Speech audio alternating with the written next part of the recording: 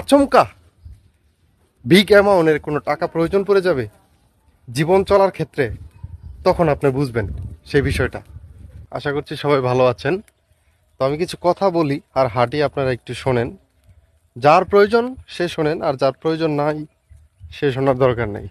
আসলে আপনাকে যে ব্যক্তি হিসাবে মানে গণে সে আপনার কথা শুনবে, আর আপনাকে যে ব্যক্তি হিসাবে মানে না, সে নিজের চোখে বড়, সে আপনাকে মানবে না, শুনবে না, এবং আপনার কথা শুনবে না, আপনাকে বিরক্ত বোধ মনে করবে। তো যারা আমার কথা শুনবেন তারা শোনেন, হয়তো বা কাজে লাগতে পারে। তো প্রথম আজকে যে বিষয়টা নিয়ে আলোচনা করব সেটা হলো আহ, সঞ্চয়। যারা সঞ্চয় করেন, যারা টাকা পয়সা জমান, তাদেরকে অনেকেই আপনার বলতে পারে যে কৃপণ। আর যারা বলেন, আমি আপনাদের উদ্দেশ্যে একটা কথা বলবো, সেটা হলো সঞ্চয় জমা রাখা এটা কোনো কৃপণতা না। এখন কোন সম্পদ জমা রাখলে কৃপণতা বলতে পারবেন আপনি? সেটা হলো নিজের আত্মাকে কষ্ট দিয়ে যদি কোনো সঞ্চয় করেন, তাহলে সেটা কৃপণতা। নিজের পরিবারকে কষ্ট দিয়ে সঞ্চয় করলে সেটাও কৃপণতা। এখন আপনি কোন কৃপণ ওনাকে বলছেন সেটা আমার জানার বিষয়।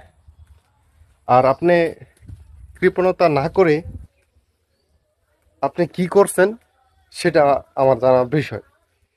এখন যাকে বলতেছেন সে যদি এর মনে করেন যেই খরচগুলা করতে হবে, ফরজ খরচগুলা, সেইগুলো যদি সে না করে কৃপণতা করে, সে তখন কৃপণতার খাতায় নাম দিবে।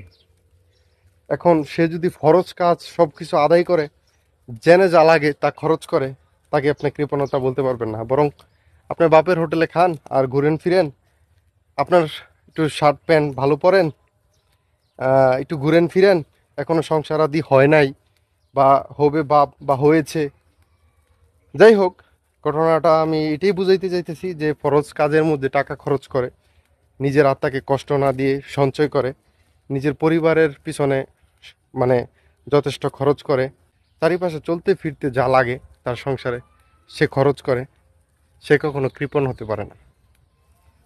বরং আপনার মন, আপনার মানসিকতায় কৃপণ। কারণ কাকে কি বলবেন সেটা আপনি নিজেও জানেন না, নিজেও বোঝেন না। তো এই বিষয়গুলো আমাদের সমাজে অনেক দেখা যায়। সেটা হলো কেউ একটু স্টাইল না করলে, একটু পুরাতন জামা কাপড় পরলে, বা একটু নর্মাল জিনিস ব্যবহার করলে অনেকেই সাইড থেকে বলে যে সে কৃপণ। আসলে ভাই, বাস্তবতা কতটা কঠিন তখনই বুঝবেন, যখন হঠাৎ হঠাৎ হঠাৎ আচমকা বিগ অ্যামাউন্টের কোনো টাকা প্রয়োজন পড়ে যাবে জীবন চলার ক্ষেত্রে, তখন আপনি বুঝবেন সেই বিষয়টা। যাই হোক, এই এই বিষয় থেকে অনেক কিছু বুঝার আছে। যারা বুঝার আছে তারা বুঝে নেবেন, আর যারা বোঝার মতো ক্যাপাসিটি নাই ব্রেনে, তাদেরকে কিছু বলার নাই। ভালো থাকবেন। আসসালামু আলাইকুম।